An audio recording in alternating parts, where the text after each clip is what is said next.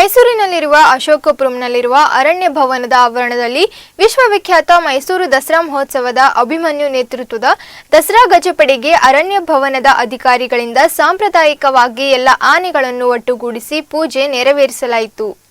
ವಿಶ್ವವಿಖ್ಯಾತ ಮೈಸೂರು ದಸರಾ ಅಭಿಮನ್ಯು ನೇತೃತ್ವದ ದಸರಾ ಗಜಪಡೆಗೆ ಅರಣ್ಯ ಇಲಾಖೆ ವತಿಯಿಂದ ಸಾಂಪ್ರದಾಯಿಕವಾಗಿ ವಿಶೇಷ ಪೂಜೆ. ಮೈಸೂರಿನ ಅಶೋಕಪುರಂನಲ್ಲಿರುವ ಅರಣ್ಯ ಭವನದ ಆವರಣದಲ್ಲಿ ವಿಶ್ವವಿಖ್ಯಾತ ಮೈಸೂರು ದಸರಾ ಮಹೋತ್ಸವದ ಅಭಿಮನ್ಯು ನೇತೃತ್ವದ ದಸರಾ ಗಜಪಡೆಗೆ ಸಾಂಪ್ರದಾಯಿಕವಾಗಿ ಎಲ್ಲ ಆನೆಗಳನ್ನು ಒಟ್ಟಿಗೆ ನಿಲ್ಲಿಸಿ ವಿಶೇಷ ಪೂಜೆ ನೆರವೇರಿಸಲಾಯಿತು. ಇಂದು ಅರಮನೆ ಪ್ರವೇಶ ಮಾಡಲಿರುವ ದಸರಾ ಗಜಪಡೆ ಮೊದಲ ಹಂತದಲ್ಲಿ ಗಜ ಪಯಣದ ಮೂಲಕ ಅಭಿಮನ್ಯು ನೇತೃತ್ವದ 9 ಆನೆಗಳು ಕಾಡಿನಿಂದ ನಾಡಿಗೆ ಆಗಮನ. ಕಳೆದ ಭಾನುವಾರದಿಂದ ಅರಣ್ಯ ಭವನದಲ್ಲಿ ವಿಶ್ರಾಂತಿ ಪಡೆಯುತ್ತಿದ್ದ ದಸರಾ ಗಜಪಡೆ ಕಾಲ್ನಡಿಗೆಯ ಮೂಲಕ ಅರಣ್ಯ ಭವನದಿಂದ ಮೈಸೂರು ಅರಮನೆಯತ್ತ ಸಾಗಲಿರುವ ದಸರಾ ಗಜಪಡೆ ಡಿಸಿಎಫ್ ಕರಿಕಾಳನ್ ನೇತೃತ್ವದಲ್ಲಿ ದಸರಾ ಗಜಪಡೆಗಳಿಗೆ ವಿಶೇಷ ಪೂಜೆ ಸಲ್ಲಿಸಿ ಗಜಪಡೆಗೆ ಬೆಲ್ಲ, ಕಾಯಿ, ಹಣ್ಣುಗಳು, ವಿವಿಧ ಬಗೆಯ ಸಿಹಿ ತಿನಿಸುಗಳನ್ನು ನೀಡಿ ಅರಣ್ಯ ಭವನದಿಂದ ಬೀಳ್ಕೊಡುಗೆ ನೀಡಲಾಯಿತು. ಈ ಬಾರಿ ಒಟ್ಟು 14 ಆನೆಗಳು ಜಂಬೂ ಸವಾರಿ ಮೆರವಣಿಗೆಯಲ್ಲಿ ಭಾಗಿಯಾಗಲಿವೆ. ದಸರಾ ಗಜಪಡೆಗಳಿಗೆ ವಿಶೇಷ ಪೂಜೆ. ಗಜಪಡೆಗೆ ಬೆಲ್ಲ, ಕಾಯಿ, ಹಣ್ಣುಗಳು, ವಿವಿಧ ಬಗೆಯ ಸಿಹಿ ತಿನಿಸುಗಳನ್ನು ನೀಡಿ ಅರಣ್ಯ ಭವನದಿಂದ ಬೀಳ್ಕೊಡುಗೆ ನೀಡಲಾಯಿತು. ಈ ಬಾರಿ ಒಟ್ಟು 14 ಆನೆಗಳು ಜಂಬೂ ಸವಾರಿ ಮೆರವಣಿಗೆಯಲ್ಲಿ ಎಲ್ಲ ಆನೆಗಳು ಆರೋಗ್ಯವಾಗಿ ಇವೆ. ಆನೆಗಳು ಅರಮನೆಗೆ ಹೋದ ಬಳಿಕ ಅವುಗಳ ಆರೋಗ್ಯ ಸ್ಥಿತಿ ಗಮನಿಸಿ ಆಗಸ್ಟ್ 15ರ ಬಳಿಕ ತಾಲೀಮು ಪ್ರಾರಂಭ ಮಾಡಲಾಗುತ್ತದೆ ಎಂದರು. ಕಾಡಿನಿಂದ ನಾಡಿಗೆ ಬಂದಿರುವ 9 ಆನೆಗಳು 9 ನವಗ್ರಹಗಳು ಬಂದಂತೆ ಆಗಿದೆ. ಇದು ಶುಭ ವಿಚಾರ. ಕರ್ಕಾಟಕ ಲಗ್ನದಲ್ಲಿ ಆನೆಗಳನ್ನು ಪೂರ್ವಾಭಿಮುಖವಾಗಿ ನಿಲ್ಲಿಸಿ ಆನೆಗಳಿಗೆ ವಿಶೇಷವಾಗಿ ಪೂಜೆ ನೆರವೇರಿಸಲಾಗಿದೆ. ಸತತ 25 ವರ್ಷಗಳಿಂದ ಆನೆಗಳಿಗೆ ಪೂಜೆ ಮಾಡಿಕೊಂಡು ಬಂದಿದ್ದೀನಿ. ಈಗ ಅವುಗಳ ಭಾಷೆಯಲ್ಲಿ ಪೂಜೆ ಮಾಡುತ್ತೇನೆ ಎಂದರು.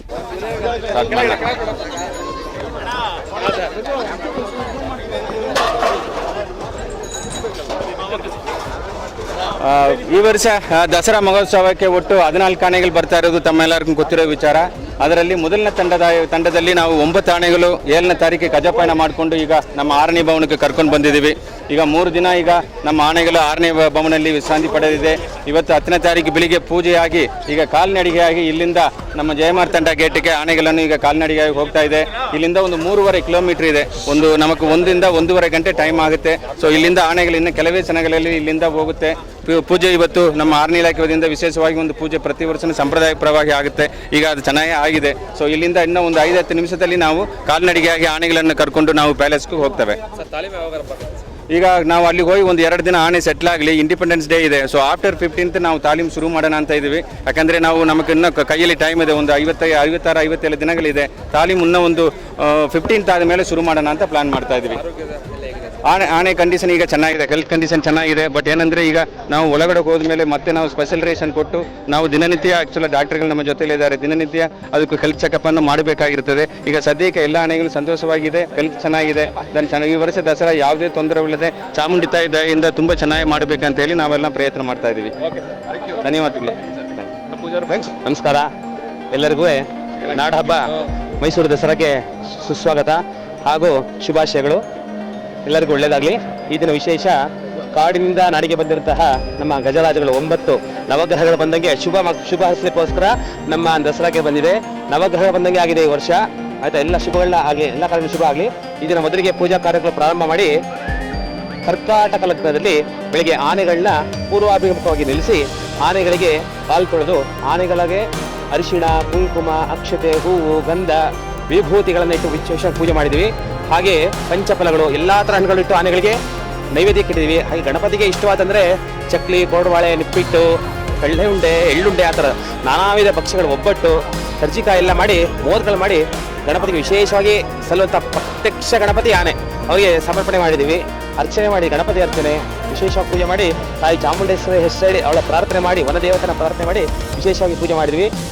ಯಶಸ್ವಿಯಾಗಿ ದಸರಾ ನಡೀಲಿ. ಎಲ್ಲರಿಗೂ ತಾಯಿ ಚಾಮುಂಡೇಶ್ವರಿ ಗಣಪತಿ ಆಶೀರ್ವಾದ ನಡೆಸಲಿ. ಎಲ್ಲರಿಗೂ ಒಳ್ಳೆಯದಾಗಲಿ. ಸರ್ವೇ ಜನಾಃ ಸುಖಿನೋ ಭವಂತು. ನಂದು ಈ ವರ್ಷ 25ನೇ ವರ್ಷದ ಪೂಜೆ ಮಾಡ್ತಾ ಇದ್ದೀನಿ. ಆಯ್ತಾ, ಆವಾಗಿಂದ ಸ್ವಲ್ಪ ಹೆದರಿಕೆ ಆಗ್ತಾಯಿತ್ತು ಆನೆಗಳು ಪೂಜೆ ಮಾಡಬೇಕಾದ್ರೆ. ಈಗ ನನ್ನ ಹೆಸರು ಪ್ರಹ್ಲಾದ್ ರಾವ್ ಅಂತ. ಇದು 25ನೇ ವರ್ಷ ಪೂಜೆ ಮಾಡ್ತಾ ಇದ್ದೀನಿ. ಮುಂಚೆ ಆನೆ ಹತ್ರ ಹೋಗಿ ಸ್ವಲ್ಪ ಮೊದಲೇ ಸಹ ಹೇಳ್ಕೊತಾ ಇದ್ದೆ.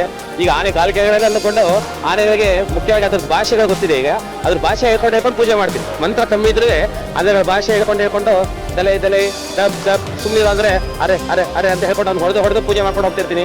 ಆಯ್ತಾ, ಅವ್ನು ಸೊಂಡ್ಲೆ ತೊಂದರೆ ದಲೆ ಅಂತ ಹೇಳಬೇಕು. ಅದರ ಭಾಷೆಗಳು ನಾವು ಸ್ವಲ್ಪ ಕಲ್ತ್ಕೊಂಡಿದ್ವಿ. ಎಲ್ಲರಿಗೂ ಒಳ್ಳೇದಾಗಲಿ. ಪ್ರಹ್ಲಾದರಾವ್ ಹೇಳಿದ್ರು. ವೀಕ್ಷಕರೇ, ನಮ್ಮ ಸತ್ಯಂ ವಾಹಿನಿಯ ಪ್ರತಿದಿನದ ಅಪ್ಡೇಟ್ ಮಾಹಿತಿಯನ್ನ ತಿಳಿದುಕೊಳ್ಳಲು ಸತ್ಯಂ ಟಿವಿ ಕನ್ನಡ ಯೂಟ್ಯೂಬ್ ಚಾನೆಲ್ಗೆ ಸಬ್ಸ್ಕ್ರೈಬ್ ಆಗಿ ಹಾಗೂ ಬೆಲ್ ಐಕಾನ್ ಅನ್ನು ಕ್ಲಿಕ್ ಮಾಡಿ.